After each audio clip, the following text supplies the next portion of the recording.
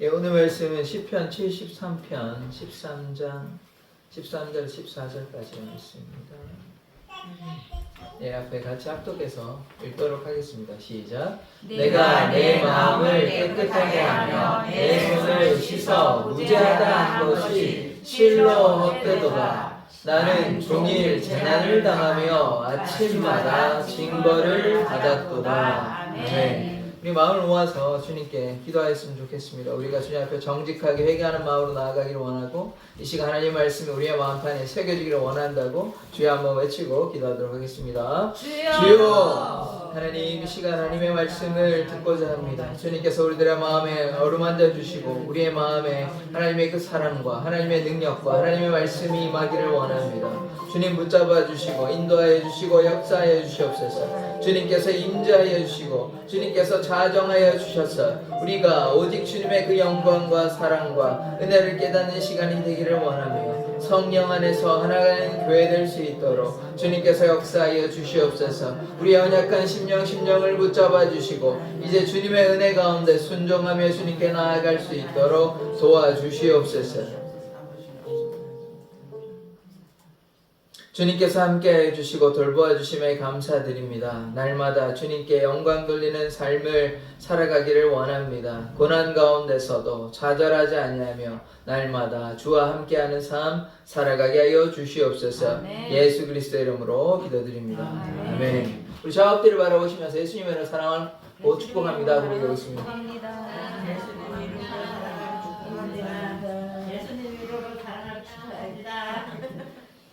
예, 예수님의 이름으로 사랑하고 축복합니다. 아멘. 예, 뭐 5월의 가정의 달인데 뭐 별 바쁘신 일은 없으십니까?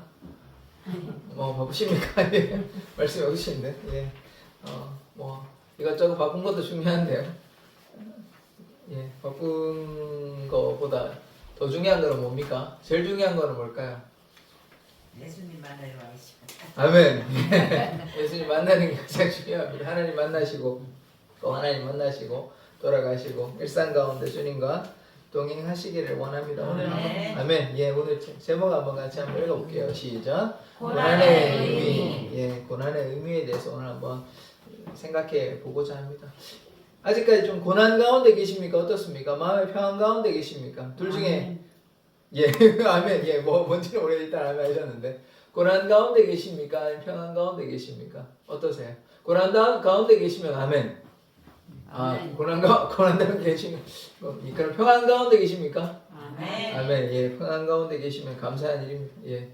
자, 오늘 목차 한번 볼게요. 이 세 가지 말씀 이제 오늘 아삽의 시를 통해서 이 고난의 의미를 한번 생각해 보고자 하는데요. 첫 번째, 나는 괴롭다. 예, 혹시 마음이 괴로우신지는 모르겠는데 나는 괴롭다. 오늘 아삽을 통해서 이 고난의 의미를 좀 깨달으시고 고난에 대해서 너무 괴로워하지 마시고 하나님께서 함께 하시니까 좀 자유하셨으면 좋겠습니다. 두 번째, 이 고난에 대해서 나는 무지했다는 것입니다. 그래서 무지해가지고 어리석어서 이 고난을 잘 이해를 하지 못했어요. 이따가 또 말씀을 드릴 텐데 그래서 결국은 이 고난에 대해서 깨닫게 되고 그래서 결국은 하나님께 영광 돌리고 하나님의 은혜 가운데 거하는 삶을 살게 된다. 뭐 이런 시편의 말씀입니다. 이 말씀을 보면 이 고난의 의미에 대해서 좀 깨달을 수 있습니다. 그래서 오늘 시편 73편을 가지고 이제 말씀을 나누려고 하는데 고난에 대해서 우리가 좀 알기를 원합니다. 혹시 여러분 혼자만 고난 당한다고 생각하십니까? 어떻습니까? 세상 가운데 살면서 여러분 혼자만 왜 나만 고난 당하는 것 같고 나는 돈이 없고 나는 아프고 나는 힘들고 혹시 그렇게 생각하시지 않으십니까? 나만 고통스럽고 다른 사람 다 보면 주위의 사람들 너무 잘 사는 것 같고 행복한 것 같고 다 좋은데 왜 나는 이렇게 괴롭고 나는 아프고 이럴까? 혹시 그렇게 생각하신 적 있으십니까?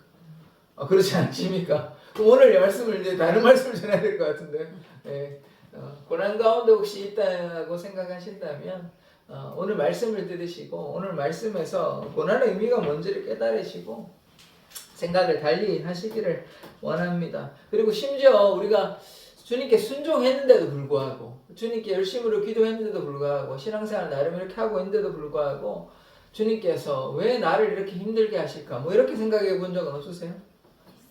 있으십니까? 네, 그렇죠. 그게 당연한 겁니다. 신앙생활을 했는데 뭐 교회도 나가고 뭐 나름대로 열심히 했는데 왜 나는 지금 여전히 어렵고 괴로울까 이런 생각을 다 하실 겁니다. 그런 생각을 하는 게 너무나 자연스럽고 그런 생각을 할 때 오히려 하나님의 은혜를 깨달을 수 있습니다. 고난 가운데 있으면서 난 고난이 없다 이렇게 생각하면 안 되는 것 아닙니까? 고난의 의미에 대해서 잘 깨닫는 것이 중요한 것입니다. 그게 오히려 건강한 것이지 아픈데도 불구하고 나는 안 아프다라고 얘기하면 아픈 게 사라집니까? 아니요. 아픈 거 오히려 바라보는 게 중요한 겁니다. 그러면 이제 아픔을 어떻게 해결해야 될지 우리가 방법을 찾을 수 있는데 아픈데도 불구하고 나는 괜찮아 그러면 어떻게 되냐? 병이 생깁니다. 진짜 병이 생깁니다. 속병도 생기고 몸에도 병이 생기고 그러면 너무 인생이 괴롭지 않습니까? 그런데 이 아픔을 우리가 잘 바라보고 어떻게 해결해야 될지 어떻게 치유해야 될지 한번 고민해 보기를 원합니다. 세상 가운데 보면 다른 사람이 너무나 이제 또 이런 경우도 있잖아요. 저 사람은 참 악한데 저 사람은 참 나쁜 일만 하는 것 같은데 잘 되는 것 보면 어떻습니까? 이 세상은 너무 좀 불공평하다는 생각이 들지 않습니까? 어떠세요? 저 사람은 뭐 교회도 안 다니고 맨날 보면 사기치고 나쁜 일만 하는 것 같은데 잘 먹고 잘 살아요. 하나님은 살아계시나? 왜 저 사람은 뭐 혼도 안 내시고 가만히 내버려 두실까? 이게 오늘 이제 아삽이 고민한 지점이거든요. 왜 하나님은 선하시고 하나님은 분명히 심판하실 텐데 징계하실 텐데 왜 저렇게 악하고 나쁜데 가만히 내버려 두실까? 나는 오히려 하나님께 순종하고 잘하고 있는 것 같은데 왜 나는 고난을 허락하실까? 왜 나는 더 힘들게 하실까? 이런 억울함을 지금 아삽이 이야기를 하고 있는 것이에요. 그래서 오늘 73편의 말씀을 통해서 우리가 깨닫기를 원합니다. 아삽에 대해서 우리가 조금 간략하게 이제 이해를 할 필요가 있는데 아삽이 어떤 사람이냐면 찬양대 지휘자였습니다. 찬양대 수장이었는데요.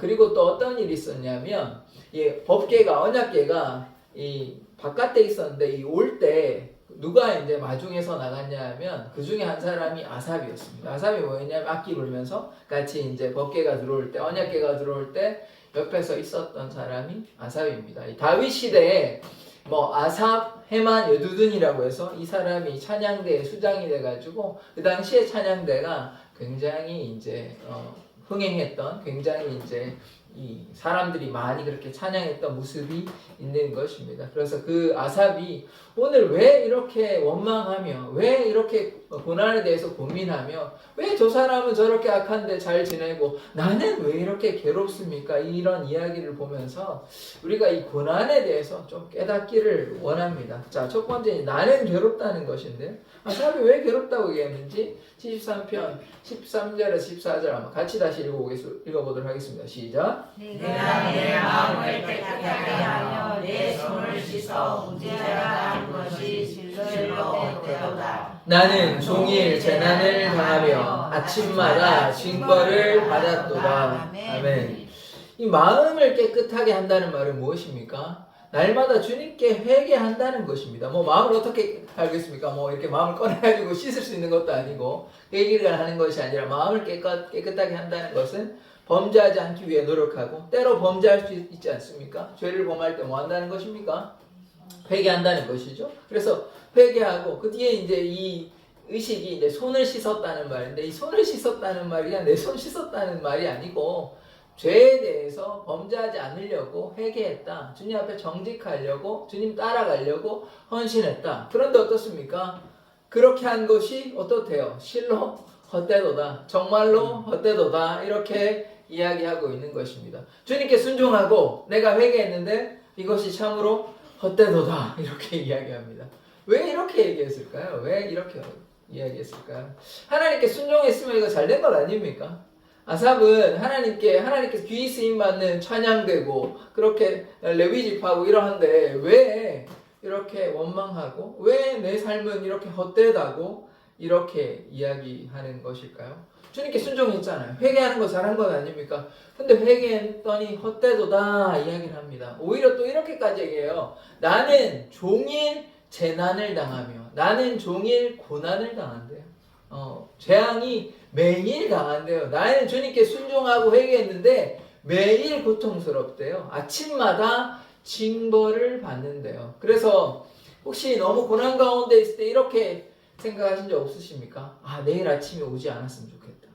뭐 이렇게 생각하신 적 없으십니까? 너무 고난 가운데 있으니까 사는 게 너무 괴로운 거예요. 내일 아침에 눈 뜨지 않았으면 좋겠다. 아침마다 너무 일어나는 것이, 아침마다 이게 삶을 살아가는 것이 너무 괴롭다. 왜 하나님은 나를 뭐 징벌하시는 것 같고, 왜 나를 괴롭히시는 것 같고, 내가 주님 앞에 순종했음에도 불구하고 회개하고 주님의 말씀 따라 갔는데, 손을 씻고 주님께 순종했는데 왜 나에게 고난을 허락하시면 왜 나의 이 아픔을 해결하여 주시지 아니하고 또 고통 가운데 그냥 주님께서 내버려 두시는 걸까? 이런 말을 지금 누가 하고 있습니까? 이 아삽이라는 인물이 하고 있는 것이에요. 아삽이 아까 뭐라고 말씀드렸습니까? 찬양대원이에요. 찬양대장이고 찬양대 수장임에도 불구하고 이런 레위 지파의 한 사람이 하나님께 왜 내 삶은 이렇습니까? 고난 가운데 있습니다. 제가 무엇을 잘못했습니까? 이렇게 주님께 이야기하고 있는 것입니다. 그런데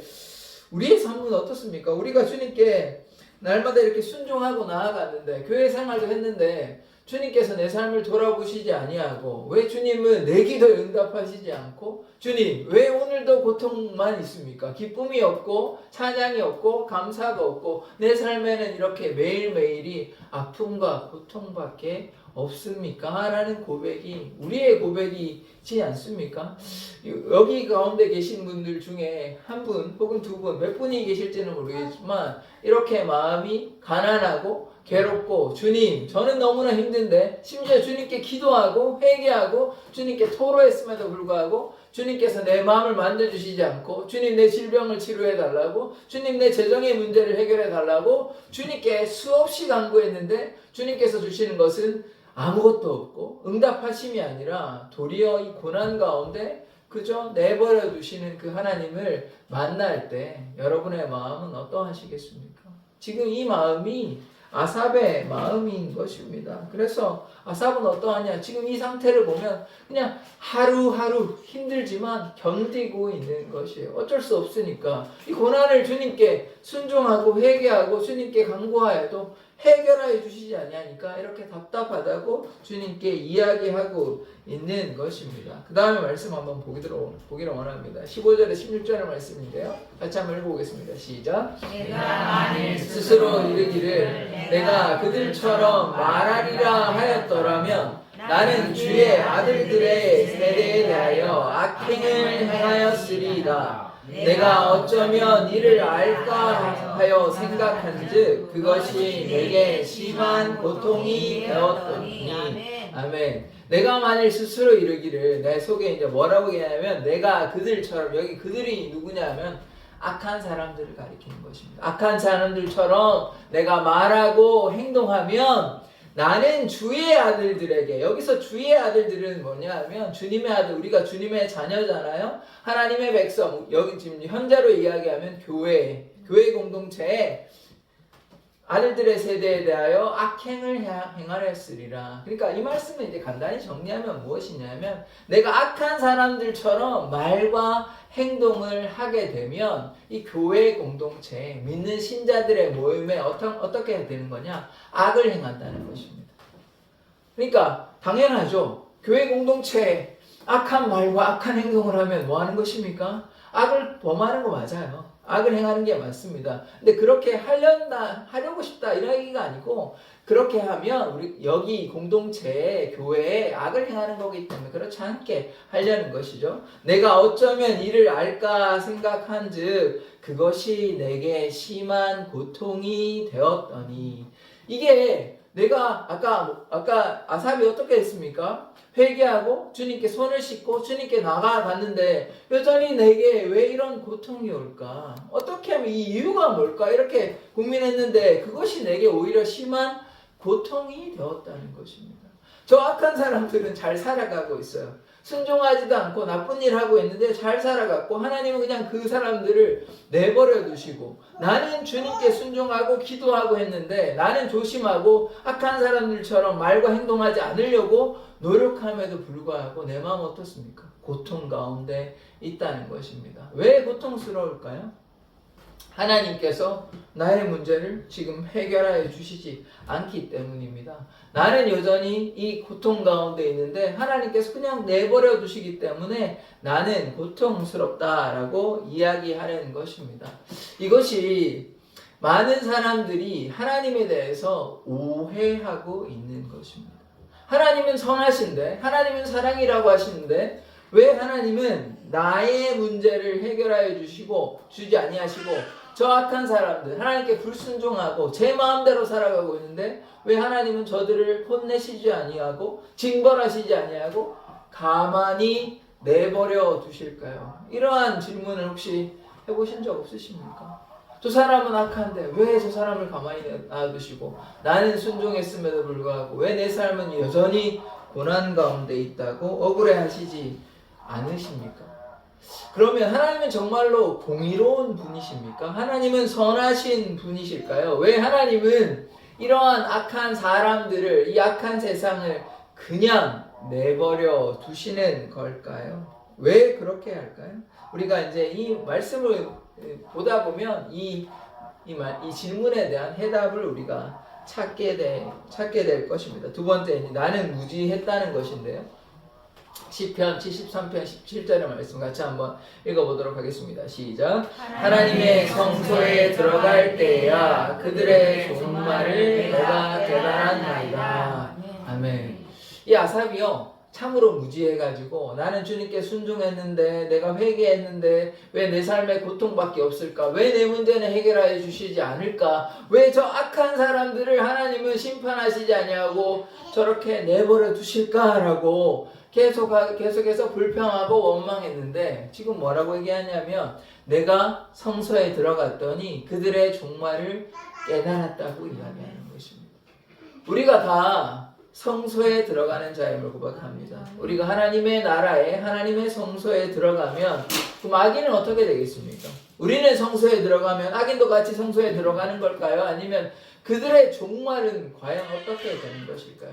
악인의 종말은 어떻게 되겠습니까? 못 들어가겠죠. 악인은 하나님의 나라에 들어갈 수 없습니다. 그들의 종말을 깨달았다는 것은 지금 이 세상에는 잘 살 수 있어요. 잘 살 수 있어요. 지금 이 세상에는 부가 있을 수 있습니다. 그거는 뭐 하나님이 그들을 심판하지 않아서가 그런 게 아니에요. 그냥 놔두시는 거예요. 그러면 뭐 악한 사람들은 다 죽어야 된다 그러면 우리는 악한 사람 아닙니까? 우리는 그들보다 좀 낫다고 생각하십니까? 어떠세요? 여러분들 어떻게 생각하세요? 우리는 저 사람들보다 좀 덜 악하지. 나는 그래도 선하지. 나는 예수님을 믿는데 내가 무슨 잘못을 했어? 혹시 이렇게 생각하고 계시지 않습니까? 어떻게 생각하세요? 나도 악하다고 생각하십니까? 나도 악하다고 생각하십니까? 별로 악하시지 않은 것 같은데 다 잘 지내시지 않습니까? 우리가 깨달아야 되는 것은 저 악한 사람보다 내가 선하다고 생각할 게 없다는 것이에요. 저들이나 나나 똑같다는 거예요. 이 말은 무엇이냐면 만약에요 주님께서 그런 일은 없지만 잘못할 때마다 징계한다 혼낸다 그러면 이 세상에 누가 살아갈 수 있습니까? 하나님 무서워가지고 어떻게 살아가요? 뭐 잘못할 때마다 벌 받는데 어떻게 살아가요? 북한보다 더 할 겁니다 아마 그렇게 하면. 이 세상의 삶이 거의 뭐 지옥까지는 아니겠지만 지옥에 거의 뭐 근접한 가까운 삶일 것입니다. 왜냐하면 잘하면 괜찮은데 인간이 죄를 지을 수밖에 없는데 잘못할 때마다 하나님이 막 혼을 내시니까 무서워가지고 하나님 믿겠어요? 무서워가지고 하나님 뭐 생각이나 하겠습니까? 혼 안 나려고 어떻게 애쓰다가 인생 살다 끝날 겁니다. 그렇게 하면. 그러니까 하나님께서 우리를 내버려 두시는 게 오히려 감사한 거예요. 우리가 막 잘못할 때마다 혼난다 그러면 이 땅에 아무도 못 살 걸요 아마. 아무도 못 살 겁니다. 뭐 우리보다 더 악한 사람은 혼나야 되는 것이 아니라 우리도 주님 앞에 죄를 지을 때가 많은데 죄 지을 때마다 만약에 혼난다 그러면 이 땅 살아가는 거 너무 괴롭지 않겠습니까? 그게 아니죠. 그러니까 하나님께서 오히려 우리를 좀 이렇게 봐주시는 거예요. 그게 오히려 감사한 거예요. 여러분 잘못할 때마다 우리 이제 자녀일 때 이제 부모님께서 매일 잔소리하고 매일 혼내고 매일 뭐 이렇게 막 혼내고 때리고 이렇게 한다고 한번 생각해 보십시오. 집에 들어가고 싶겠습니까? 너무 괴로워서 집에 들어가는 게 그러니까 이제 가출하는 거예요. 집에 들어가면 맨날 맞으니까 맨날 혼내니까 굳이 뭐 우리 부모님 아닌가? 저분이 나의 부모님, 나의 어머니가 맞고 나의 아버지가 맞나? 왜 나만 보면 뭐 내가 뭐 그렇게 잘못했는지 때린다 그러면 집에 들어가고 싶겠습니까? 아니겠죠. 그것도 적당히 해야 되는 것 아닙니까? 근데 매일 한번 그러고 온다고 생각해 주십시오. 자녀한테 여러분들이 집에 이제 자녀가 있는데 청소년 자녀가 있는데 집에 올 때마다 이놈의 자식 이러면서 맨날 때리고 맨날 혼낸다 그러면 그 자녀가 여러분 사랑하겠습니까? 똑같은 거예요. 하나님께서 우리를 사랑하시지만 때로 뭐 혼내시기도 사랑하는 자를 징계하시기도 하시지만 그렇게 징계하시지 않습니다. 좀 내버려 두시는 거예요. 그러니까 그게 하나님의 은혜라는 것을 깨달으셔야 돼요. 아까도 말씀드렸다시피 맨날 혼내고 맨날 뭐라 그러면 하나님 무서워가지고 뭐 하나님 믿겠습니까? 하나님 좀 이상한 분 아니냐? 하나님 무슨 사랑이냐? 맨날 하나님 혼내는 분이고 악한 신이고 뭐 이렇게 생각이 들지 맨날 혼내니까요. 뭐 잘못하면 뭐 실수할 수도 있는데 사람이 실수하자마자 막 바로 혼내고 이러면 갑자기 뭐 말이 안 나오고 갑자기 몸이 아프고 맨날 그래 보십시오. 어떻게 삶을 살아갑니까? 괴로우니까. 그러니까요. 하나님께서 그것이 오히려 은혜인 것입니다. 우리도 내버려 둔다면 우리보다 더 악한 사람이라고 해도 그들도 내버려 두어야죠. 우리는 이제 예수님 믿으니까 가만히 내버려 두고 저들은 예수님 안 믿으니까 혼낸다 그러면 안 되는 건 아닙니까? 하나님의 사랑은 모든 사람에게 임하는 것입니다. 물론 예수님을 믿고 순종하는 자에게 하나님의 사랑이 더 임하고 하나님께서 더 사랑하시지만 그들도 그냥 내놓은 자식은 아니에요. 그들도 돌아오기를 원하시는 것입니다. 그것이 하나님의 은혜와 사랑인 것입니다. 그러니까 하나님께서 저 악한 사람을 내버려 두시는 이유는 뭐냐? 하나님이 사랑하셔서 내버려 두시는 거예요. 하나님께서 지금 바로 매일 고통을 준다면 그들이 어떻게 살아가겠습니까? 살아갈 수 없는 것이에요. 그래서 우리가 하나님의 그 사랑과 은혜를 깨달아야 하는 것입니다. 그것이 하나님의 인내요, 하나님의 용서인 것입니다. 여러분이 자녀가 잘못할 때마다 혼내고 싶고 잔소리하고 싶잖아요. 그거 한번 참으려고 하면 막 잘못하고 있는데 그냥 내버려두고 하면 답답하시잖아요. 그런데 하나님은 우리를 바라보시면 얼마나 답답하시겠습니까? 우리는 인간인데도 불구하고 답답한데 하나님이 완전 무결하신 순전하신 하나님께서 우리를 바라보실 때 우리는 죄악이 가득하잖아요. 그럼 하나님께서 우리를 바라보실 때 얼마나 답답하시겠습니까? 그러나 하나님께서 그것을 시시콜콜 날마다 매 순간마다 묻지 아니하시고 인내하시고 용서하시고 그저 바라보시는 것이에요. 그것이 하나님의 귀한 은혜인 것입니다. 우리가 하나님을 기쁘시게 하지 아니하고 하나님께 불순종하고 잘못을 범함에도 불구하고 하나님께서 눈을 감으시고 그래 내가 너를 사랑한다고 용서한다고 인내하시는 그 마음으로 우리를 바라보신다면 그것이 하나님의 놀라운 축복 아닙니까? 그것을 우리가 깨닫는 자가 되어야 하는 것입니다. 그래서 왜 저 악한 사람이 왜 저 사람은 뭐 혼나야 되는데 그게 아니고요. 내가 혼나야 됩니다. 그렇게 그 말은 나도 혼나야 된다는 거예요. 나는 혼나면 안 되고 저 사람만 혼나야 된다는 이유가 뭐가 있습니까? 똑같은 것 아니에요? 저 사람이 혼나면 나도 계속 혼나야 돼요. 그러면 이 세상에 누가 살아갈 수 있겠습니까? 아무도 없는 것이에요. 그래서 그것이 하나님의 은혜요 사랑임을 깨닫기를 원합니다. 결국 저 사람이 잘 지내고 잘 먹고 잘 사는 것 같아도 부자와 나서로 알지 않습니까? 부자의 종말이 어떻게 돼요? 그들의 악인의 종말이 어떻게 되는 것입니까? 성소에 들어갈 수 있어요? 못 들어갑니다. 성소에 못 들어가요. 저렇게 잘 살고 잘 먹고 잘 살아고 떵떵거리고 사람들이 좋아하고 했는데 나중 되니까 어떻게 돼요? 성소에 못 들어간다니까요. 그들의 종말이 참으로 슬프고 괴로운 것입니다. 지금 좀 괴롭고 아프다고 생각했는데 나중에 보니까 나는 어디에 있습니까? 성소에 있어요. 나는 하나님의 나라에 있어요. 그런데 저 사람은 어디에 있습니까? 하나님의 나라에 없어요. 다른 데 있다는 것입니다. 그러면 무엇이 중요한 것입니까? 이것을 아삽은 깨닫게 된 것이에요. 지금 보니까 저 사람은 저렇게 악한데 왜 내버려 두시냐? 나중에 보니까 결론은 하나님의 나라에 함께하지 아니하고 다른 데 있는 거 이것을 아삽이 깨닫게 된 것이에요. 내가 성소에 갔더니 악인은 없어요. 악인은 없어요. 하나님의 사람만 함께하는 것입니다. 그래서 악인은 하나님과 함께하지 못하기 때문에 이것에 대해서 저 악한 사람은 결국 심판을 당해서 하나님의 성소에 못 들어가는구나 이렇게 깨닫게 된 것입니다. 자, 그 다음 말씀 한번 보도록 하겠습니다.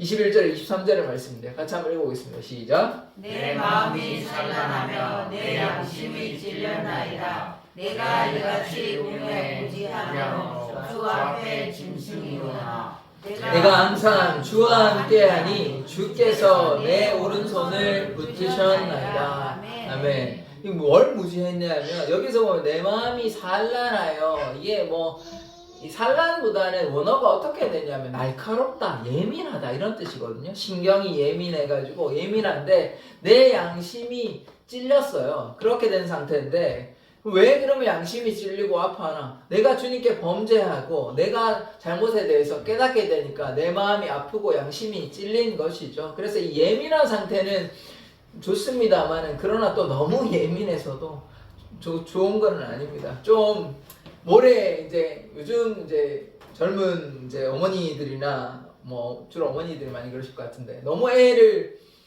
깨끗하게 키우려고 하다 보면 이렇게 먼지도 묻고 이렇게 더러운 것도 만지고 해야 되는데 너무 깨끗하게 하면 오히려 건강한 것 같아도 건강하지 않습니다.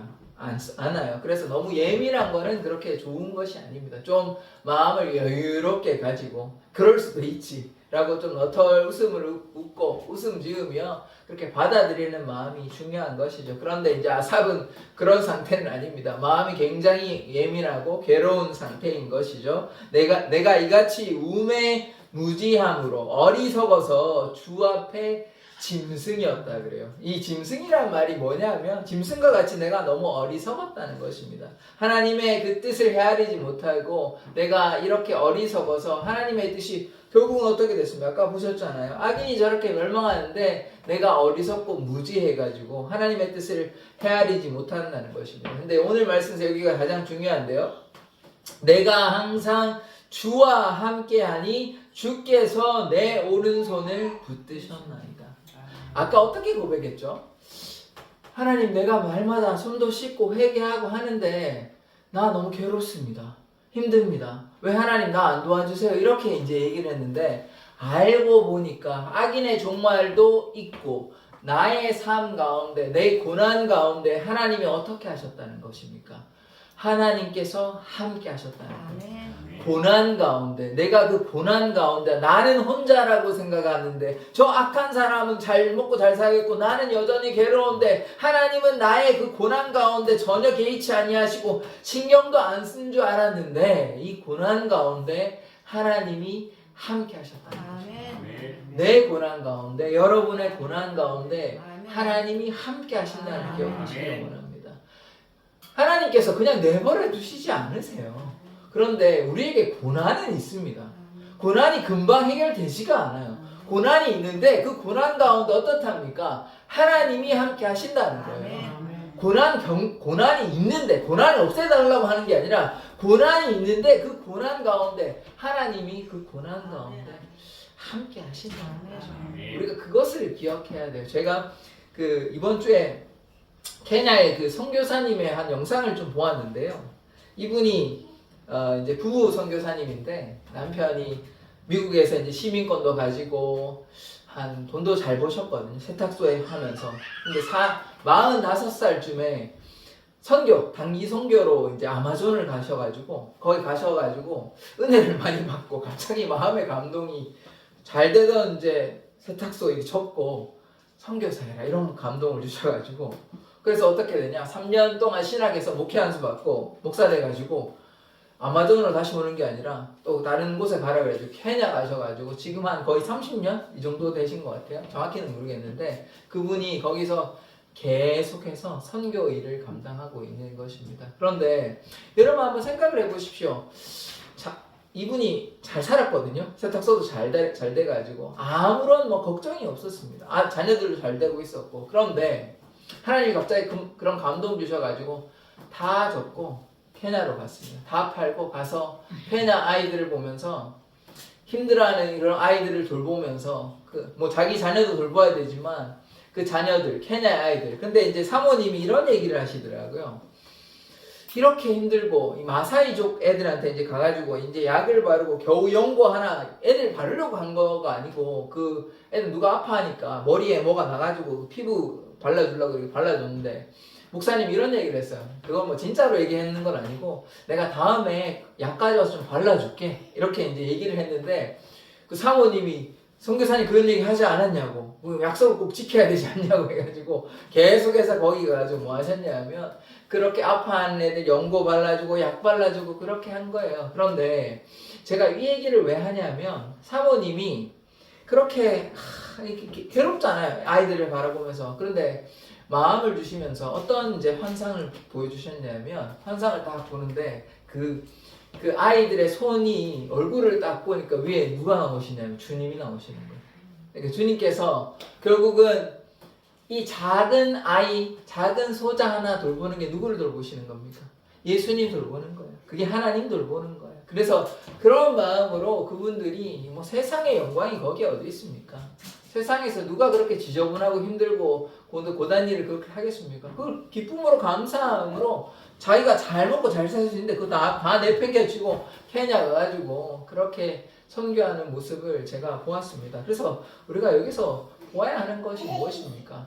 그 고난 가운데 주님이 계신다는 거예요. 그 아파하고 있는 아이, 근데 그 아이를 하나님이 물론 하나님께서 고치려면 바로 고치실 수도 있겠죠. 그러나 하나님께서 주로 어떤 방식으로 일하십니까? 그 선교사님이 자기의 생업을 다 포기하고 자기의 부를 다 포기하고 거기 가서 돌보았을 때 하나님이 그곳 가운데 역사하시는 것입니다.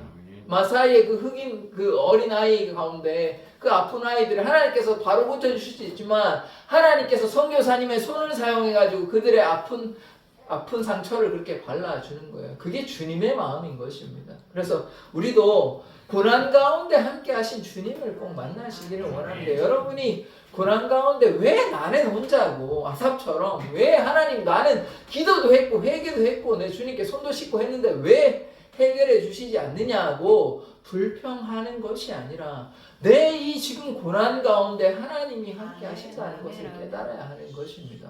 그 마사의 아이들이 뭘 그렇게 잘못했습니까? 아이들이 잘못을 했으면 잘못한 게 없죠. 그 아이들은 뭐 태어난 것밖에 없는데 뭘 잘못했습니까?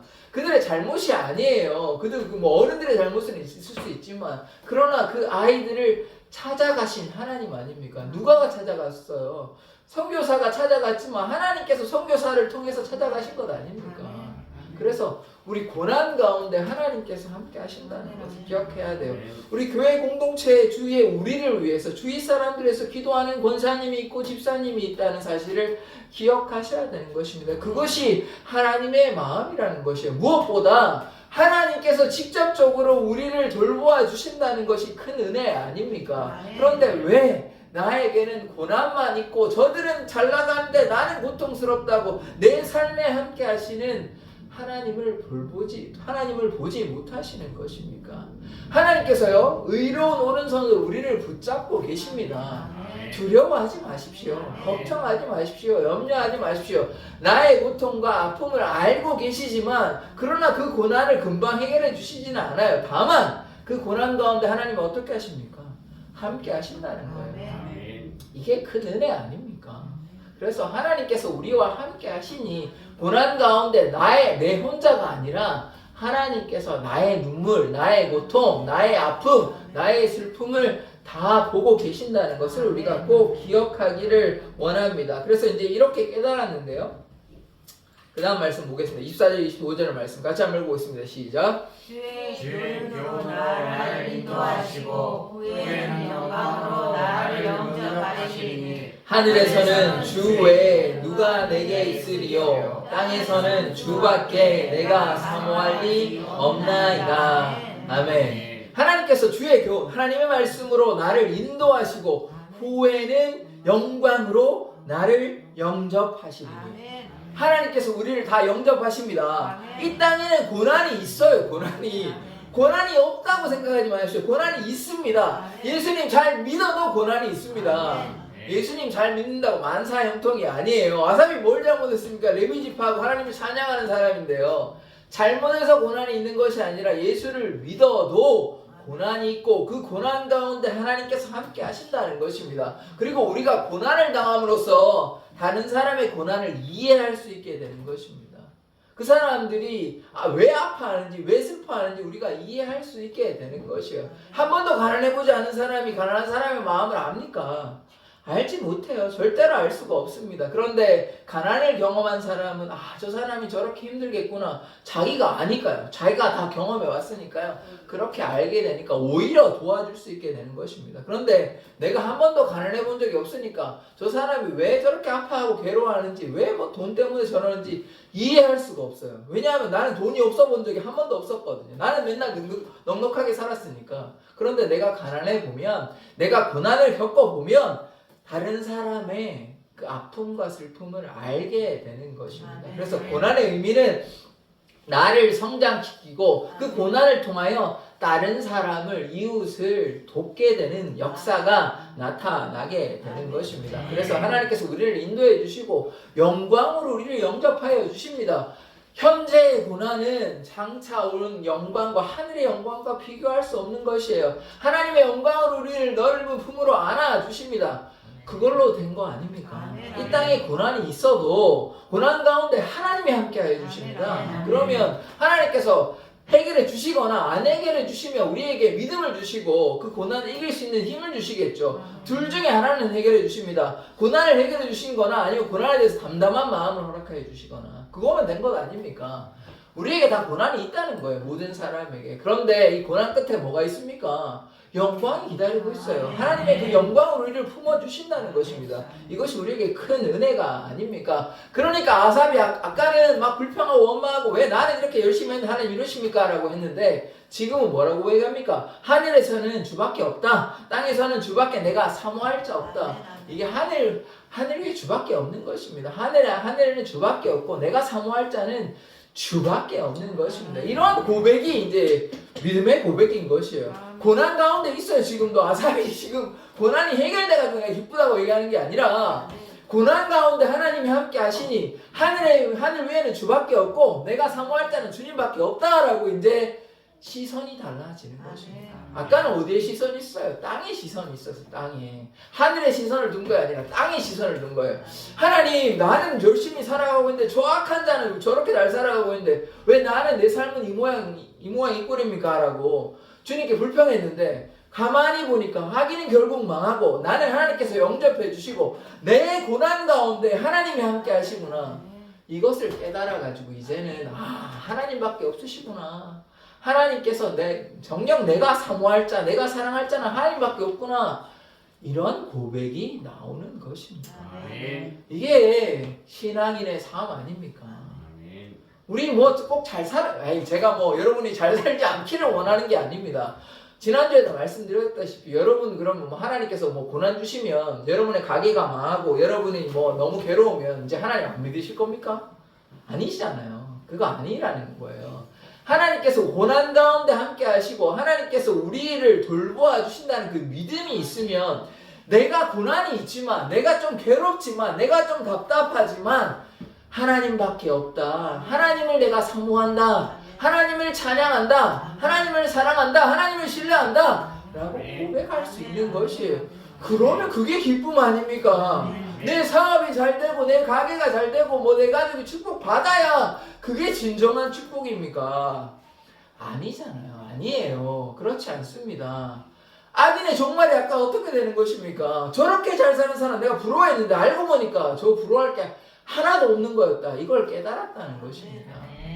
왜 거기에 눈이 가 계십니까? 그러지 않아도 돼요. 저 사람이 악인의 형통함이 왜 하나님 벌 안 내리시고 왜 저 사람은 저렇게 사는가 나중에 보니까 아무것도 아니다는 거예요. 그들의 종말은 그냥 비참하게 끝이 나고 나는 성소에 들어간다는 거예요. 영광의 품에 거하면 그걸로 됐잖아요. 그걸로. 그리고 이 땅에 하나님이 우리와 함께 하신대요. 우리와.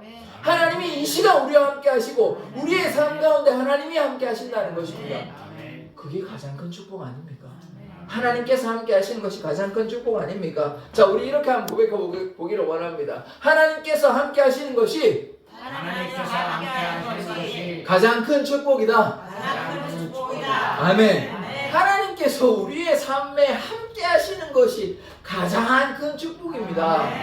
내가 아무리 부자가 돼가지고 뭐 떡떡거리고 살아본들 만약에 내가 악인의 종말과 같이 갔다면 그 삶이 무슨 의미가 있습니까? 조금 고난이 와도 좀 힘들어도 하나님이 내 삶에 함께 하신다면 괜찮잖아요. 괜찮죠. 하나님이 함께 하시는 게 가장 중요한 거 아닙니까? 내 가게 잘 되고 내 자식 잘 되고 다 좋은데 하나님이 내 삶에 함께 하시지 않아요. 그거 원하십니까? 그거 괜찮으세요? 가게 잘 되고 좋아요. 자식도 잘 되고 내가 막 돈도 많이 먹고 다 좋아요. 그런데 하나님은 내 삶에 없습니다. 그거 원하십니까? 아무도 원하시는 분 없으시죠? 조금 고통스럽더라도 조금 어렵더라도 하나님께서 함께 하시는 게 더 중요한 것 아닙니까? 그러나요, 하나님께서 제가 여러 번 말씀드리지만 옹졸하거나 조장하시지 않으십니다. 하나님께 여러분의 삶을 내어놓으면 하나님께서 여러분을 축복하시고 은혜 베풀어 주시고 인도하여 주시고 문제를 해결하여 주시는니다. 그러나 제가 이렇게 말씀드리는 것은 우리의 중심이 어디에 있냐는 거예요. 우리가 뭐 하나님께 복 안 받으면 오늘부터 하나님 안 믿으실 겁니까? 상관없는 거 아니에요? 고난이 있더라도 하나님 함께 하시는 게 가장 중요한 것 아닙니까? 하나님께서 이 문제를 내 해결 안 해주시니까 이제 난 하나님 안 믿을랜다가 아니고 내가 이 고난 가운데 있어도 주님이 함께 하시니까 그걸로 됐다. 이 삶은 완전 다른 상황 아닙니까? 그러니까 작은 것에 감사할 수 있어요. 작은 것에. 내가 이만큼 가지고도 하나 더 달라고 막 욕심 부리는 것이 아니라 내가 이만큼 있구나. 시선이 달라져요. 감사하게 된다는 것입니다. 그게 신자의 삶이지. 내가 이만큼 가진 거는 뭐 당연한 거고 더 달라고 계속해서 욕심 부리고 있는 것이 그것이 아닌 것입니다. 내게 주어진 것에 만족하는 삶을 살아가기를 원합니다. 그래서 주를 가까이 하는 것이 가장 큰 복인 것입니다. 그래서 우리는 악인의 형통을 부러워하는 것이 아니라 고난 가운데 하나님이 내 삶에 함께 하신다는 것이 가장 큰 복임을 깨닫고 주님 앞에 나아가기를 원합니다. 이제 고난의 의미를 깨달으셨습니까? 이 고난이요 그냥 주어지는 것이 아닙니다. 그리고 아까도 말씀드렸다시피 하나님께서 하나님을 사랑하는 자를 징계하십니다. 하나님이 사랑하니까 혼내는 거예요. 말 잘 들으라고. 우리 하나님 말씀 잘 들어야 되잖아요.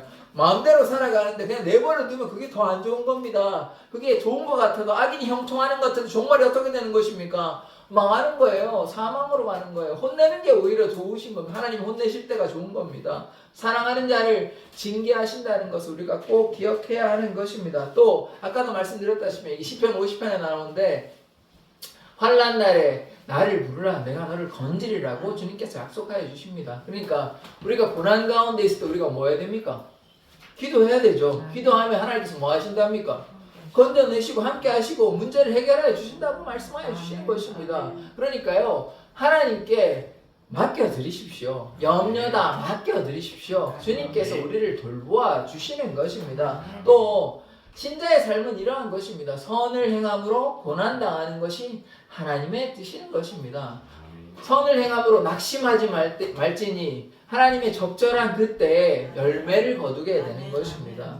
기다림이 필요해요. 낙심하지 마시고 인내와 기다림으로 나아가면 그때는 언제인지를 알 수가 없죠. 하나님의 때니까. 그러나 하나님의 때에 열매를 맺게 되는 것입니다. 그래서 고난 가운데 좌절하지 마십시오. 바울이요. 회심한 이후에 어떤 삶을 살았습니까? 날마다 주님과 함께하는 삶을 살았지 않습니까? 예전에는 뭘 몰라가지고 예수님을 박해하고 예수를 믿는 사람들을 박해하고 이렇게 했지만 이제는 오로지 주님만을 위해 살아가고 있는 것입니다. 이것이 신자인 것이에요. 신자의 삶인 것이에요. 고난 가운데 매 맞고 또 감옥에 갇히고 구타당하고 얼마나 많은 고난이 있었습니까? 바울이 잘못한 게 뭐가 있습니까? 그러나 선을 행함으로 고난을 당하는 것이 하나님의 뜻인 것입니다. 그러니까 우리에게 고난이 있다고 불평불만하는 것이 아니라 바울의 삶에 하나님이 함께 하시고 또 고난만 있었습니까? 바울이 고난만 있었습니까? 아니요. 은혜가 있었습니다. 축복이 있었어요. 전도의 열매가 있었습니다. 우리가 고난당하고 괴로워하고 그걸로 끝나는 것이 아니라 나는 고난당하고 고통스럽고 괴롭지만 그 고난을 통해 어떤 것이 나타나는 것입니까? 열매가 맺혀요. 열매가. 고난의 열매가 맺히는 것입니다. 고난이 끝이 아니에요. 고난이 열매가 맺히는 것이에요. 그래서 하나님께서 고난 주실 때 하나님 섭섭합니다. 하나님 이러실 수가 있습니까? 원망하는 것이 아니라 뜻이 있나 보다. 하나님께서 이 고난을 주시는 뜻이 있나 보다. 하나님께서 함께해 주시나 보다. 하나님께서 나를 단련시키나 보다. 성장시키나 보다. 또 이것을 통해서 열매 맺기를 원하시나 보다. 이렇게 생각하십시오. 그러면 하나님께서 우리를 단련하시고 인도하여 주시는 것입니다. 그래서 고난 가운데 이제 좌절하지 마시고 인내하십시오. 기다리십시오. 우리가 반드시 인내하면 모두가 하나님의 성소에 들어갈 줄 믿습니다.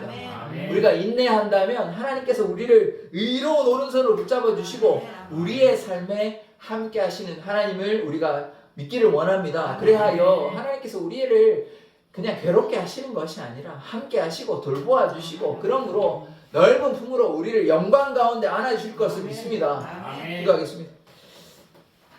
하나님, 고난 가운데 우리가 혼자가 아니라 낙심하고 좌절하고 포기하는 것이 아니라 우리의 고난 가운데 함께 하시는 그 하나님을 믿고 신뢰하기를 원합니다. 하나님께서 우리와 함께 하시는 것이 가장 큰 복임을 깨달아 주님의 말씀에 순종하는 삶 살게 하여 주시옵소서. 이 시간에 함께 모인 사랑의 교회 성도들의 한 사람 한 사람의 삶을 돌보아 주시고 마음의 평안과 기쁨과 무엇보다 우리의 삶에 함께 하시는 임마누엘 하나님과 날마다 함께하는 삶 되게 하여 주시옵소서. 예수 그리스도의 이름으로 기도드립니다. 아멘.